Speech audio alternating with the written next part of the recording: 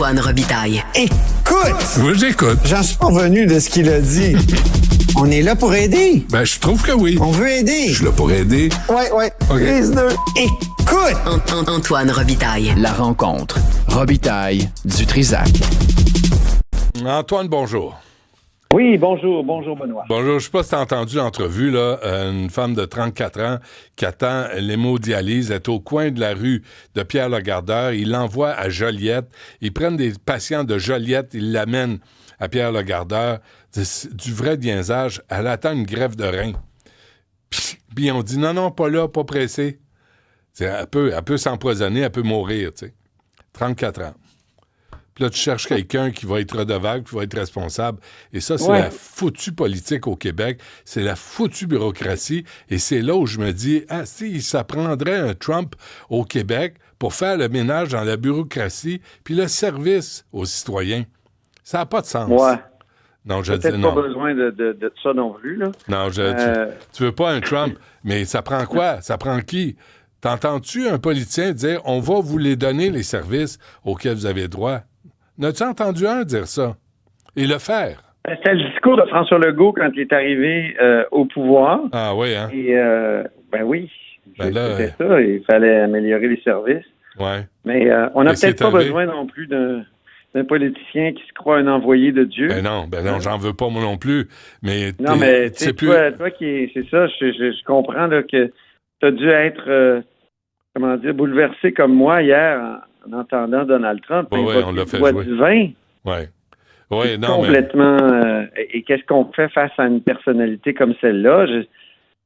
C'est sûr que je sais pas s'il y a des problèmes qui vont se régler, mais il y a des problèmes qui vont s'ajouter, moi, je pense. Et il est tellement imprévisible. Tu sais, hier, tout le monde poussait un soupir de soulagement ici au Canada. On se disait, finalement, il s'est attaqué à la frontière sud. Il va mandater des agences pour étudier. Tu sais, je te disais hier même, c'est comme un politicien traditionnel. Il promet quelque chose, puis quand il arrive au pouvoir, il dit on va consulter. Mais et d'ailleurs, il a trompé même Danielle Smith. Je sais pas si tu as vu le tweet de Danielle Smith. Ouais. Écoute, elle dit l'Alberta est heureuse de constater qu'aujourd'hui, le président a décidé de s'abstenir d'imposer des tarifs. Ça, il était 2h de l'après-midi. Ouais.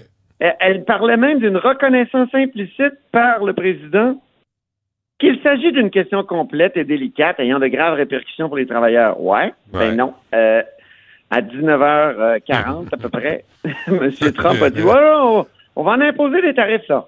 On va en imposer. Et 25% au Canada. Oui, Canada, c'est des profiteurs et tout ça. Bon. Ah oui, le 1er février. On va appliquer ça. Mais il aurait pu dire le 5 mars. Non, mais Antoine, les Américains ont voté pour lui pour ça. Je pense aussi que les Américains sont écœurés de se faire remplir avec des promesses. Puis là, ils s'attendent, et je pense qu'ils vont frapper un mur, ils s'attendent à ce que Trump garde sa parole. Mais Trump, j'ai fait jouer ça ce matin, il a averti les directions d'universités à travers les États-Unis de mettre fin à la propagande antisémite parce qu'il va leur couper des fonds.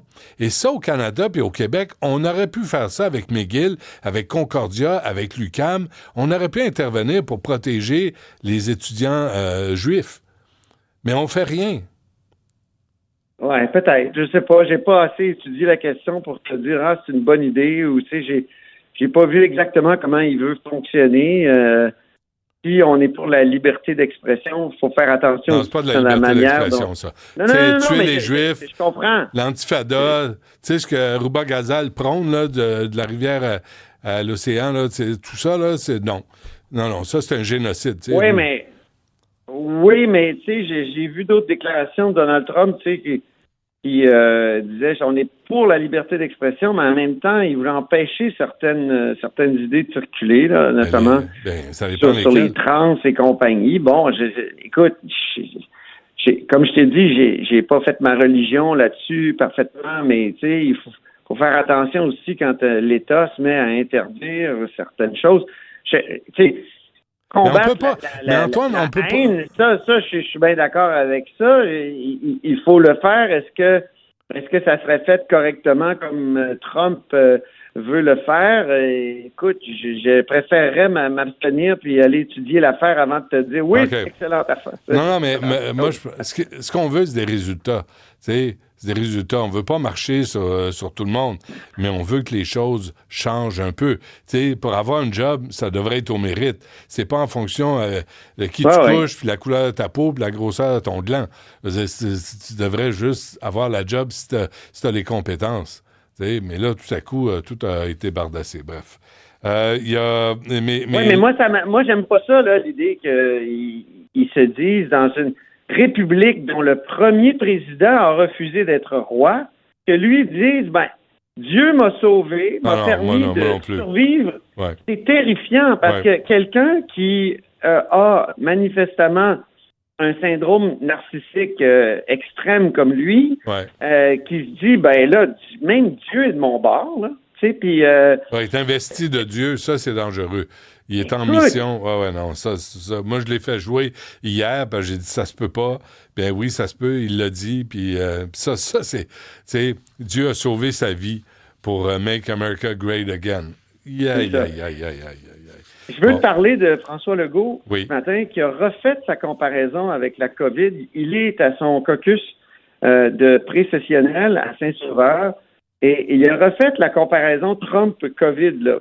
Et je sais que dans son entourage, j'ai écrit une chronique là-dessus, ça a la signification suivante, c'est qu'il y a tellement d'incertitudes et d'imprévisibilité qu'on a de la difficulté à se projeter dans quelques années. Mais ça peut avoir un autre sens dans la bouche de François Legault, c'est peut-être de saisir l'occasion de la crise pour mieux se propulser. On le sait que c'est ça qu'il a fait avec la COVID. Je dis pas qu'il a instrumentalisé totalement la COVID, mais quand même, il s'est présenté en bon père de famille, gestionnaire de crise. On sait à quel point ça a été bon pour lui politiquement. Et qu'en situation d'urgence, c'est vrai qu'il a bien fait. Je sais que c'est pas l'avis de tous. Là. J'entends déjà les courriels rentrer, puis les X me traiter de tous les noms, puis de souhaiter ma disparition de ce monde-là. Hier, il y a quelqu'un qui m'a écrit ça. Là. Il fallait que je disparaisse. C'est moins grave. Mais X, c'est ça. Mais ça te touche, ça t'affecte? Non, mais qu'on me traite de n'importe quoi, ça m'affecte pas, mais qu'on dise que je veux, que je dois disparaître, il y a comme une menace de mort là-dedans. C'est troublant. En tout cas, je reviens à Legault. Legault a dit, on va vous protéger. On peut l'écouter. Une année commence un petit peu raide. Gracieuseté de M. Trump. Bon, on est habitué d'avoir des défis. Premier mandat, on a eu la COVID et on a réussi à protéger les Québécois par passer au travers. Je veux envoyer un message très clair ce matin aux Québécois. Peu importe ce que M. Trump va faire, je veux dire aux Québécois, on va vous protéger coûte que coûte, puis on va passer au travers ensemble. Donc, on va vous protéger coûte que coûte. Et quand j'entends coûte que coûte, moi, je me dis, d'abord, il va y avoir des représailles, là, au fédéral, là. Justin Trudeau, ce matin, a dit, on va répliquer dollar pour dollar, là. Et j'en suis pas revenu du discours de Justin Trudeau en passant, Benoît. Je sais pas si tu l'as entendu. Non. Je comprends pas. Il a pas à se faire réélire, là. Puis il est encore doucereux, puis en tout cas. J'ai trouvé qu'il continuait à travailler encore beaucoup trop. Là, mais personne l'écoute. Personne, tu sais, comme on dit en anglais, nobody cares. Qui dit ce qu'il veut, il s'en va. On s'en fout, là. C'est un canard boiteux. Fait que là, il veut juste se voir à la télé le plus souvent possible pour éventuellement animer une émission de variété à Radio-Canada. Je lui souhaite ardemment, tu sais. Je pensais que, justement, cette situation de canard boiteux ferait en sorte qu'il y aurait moins de langue de bois, tu sais. Et il était ultra langue de bois ce matin. Je sais bien qu'il veut être un homme politique responsable et tout ça, mais en tout cas, il pourrait parler plus vrai, tu sais. On aimerait ça ferait du bien. Il l'a jamais fait. Pourquoi il le ferait là? Parce qu'il n'y a plus rien à perdre. Et tu sais, en tout cas, on serait porté à penser ça. Et je veux revenir sur l'expression de François Legault, Benoît, coûte que coûte. Coûte que coûte, ça veut dire que ça pourrait coûter cher, parce qu'il y aurait aussi des compensations pour certains secteurs qui seraient particulièrement touchés. Hier, il a dit qu'il y a des compensations qui viendraient sans doute du fédéral et surtout si la réplique là est organisée par le fédéral et que ça coûte très cher, mettons, à l'Alberta avec son pétrole et au Québec avec l'électricité. Il a même parlé avec un petit clin d'œil à Daniel Smith de péréquation. J'ai trouvé ça drôle.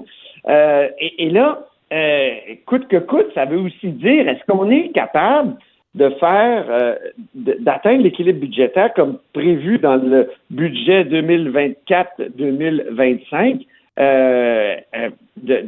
en 2029-2030? Et la question a été posée à Éric Girard ce matin, le ministre des Finances. On va écouter sa réponse. Présentement, il y a des menaces. La priorité, c'est d'éviter les tarifs. La priorité, c'est de soutenir notre économie s'il y avait des tarifs.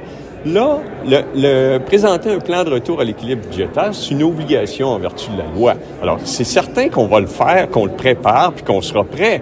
La question, c'est est-ce qu'on va être capable de l'exécuter s'il y a une force majeure, que l'économie avait des répercussions importantes suite à l'imposition de tarifs. Ça, à ce moment-là, il y a une force majeure, ben, on en prend acte et il y aurait des impacts.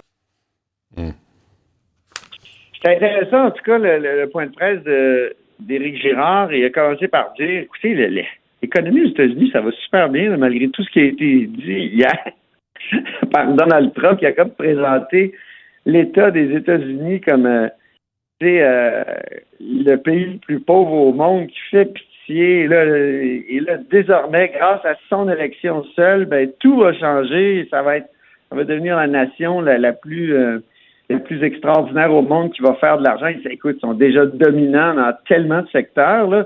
Et pensons juste au secteur du numérique. Hier, il y avait tous les barons du numérique qui étaient derrière lui et qui avaient une place payée cher là, dans la rotonde. En tout cas... Mais là, tu as vu, est-ce qu'on a les images de l'équipe qui va sauver le Canada face à Donald Trump? Parce que ça, je l'ai envoyé ce matin, je ne l'ai pas utilisé. Mais, okay. Mais là, toi, tu es à la radio, on a l'image, là, ce qui circule. C'est Doug Ford dans un T-shirt bleu qui dit ça, c'est le duo dynamique du Canada qui va sauver le Canada contre Donald Trump. D'un côté, tu as Doug Ford qui ressemble au skipper dans Gilligan. Mais tu sais... Oui! Et l'autre photo en bas... Mais je cherchais tout le temps à qui il ressemblait, tu viens de me le dire. C'est à lui. Puis Justin Trudeau qui ressemble à Gilligan avec son sourire niais un peu, là. Ça va nous sauver de Donald Trump. Cette image-là, l'île Gilligan va nous sauver de Donald Trump, le dynamique duo du Canada. C'est Doug Ford puis Justin Trudeau. Ça promet en tabarouette. Hein? Je viens d'apprendre une autre affaire. Paul Saint-Pierre Plamondon, Parti québécois, ouais. C'est pas facile là, ce qui se passe actuellement, là, je trouve. Parce que, tu sais, comment continuer de défendre la souveraineté? Tu sais, les souverainistes ont toujours dit, par exemple, ben là, si on fait la souveraineté, maintenant qu'on a le traité de libre-échange, ça va être facile, on va cesser de faire des échanges économiques. Si les échanges économiques Est-Ouest sont en péril, ben on aura des échanges Nord-Sud avec les États-Unis. Oups! C'est plus compliqué là avec la nouvelle ère Trump qui s'ouvre. Et d'ailleurs, il y a eu, ils vont être en caucus précessionnel, eux autres aussi. Ils ont changé de plan. Ils devaient avoir une séance d'appel téléphonique ce soir parce qu'ils sont dans Terrebonne, là où il va y avoir une élection partielle. Et finalement, dans la foulée des événements politiques d'hier au sud de la frontière, ils ont décidé d'annuler la soirée d'appel aux citoyens qui était prévue. Puis ils vont se rencontrer, les députés, les 4 députés, à 17h pour une session de travail pour analyser la situation qui évolue d'heure en heure. Et c'est ça. Paul Saint-Pierre Plamondon veut montrer qu'il réfléchit, qu'il est un peu dans une posture de premier ministre, qui réfléchit à la situation, qui essaie de trouver des manières de s'en sortir pour le Québec. Mais je trouve que l'ère qui s'ouvre, en tout cas la période qui s'ouvre, pas facile pour un souverainiste, pour les choses. Bon, d'ailleurs, on va se laisser sur les paroles de Donald Trump là, qui va te rassurer, Antoine. Puis il y a juste un mandat de 4 ans. Il faut pas penser qu'il est immortel puis que ça va être comme ça pour les 20 prochaines années. C'est juste pour les 4 prochaines années. Mais on l'écoute, puis ça, c'est juste pour toi, mais Antoine. il va peut-être avoir des successeurs. Là. Le Trumpisme va peut-être... survivre. On sait le trudeauisme au Canada a survécu à Pierre Elliott. Oui, malheureusement. OK. Et donc, le Trumpisme va peut-être survivre à Trump. OK, on se laisse sur les paroles de Donald Trump. Salut. Just a few months ago in a beautiful Pennsylvania field, an assassin's bullet ripped through my ear. Ah oui? But I felt then and believe even more so now that my life was saved for a reason. I was saved by God to make America great again.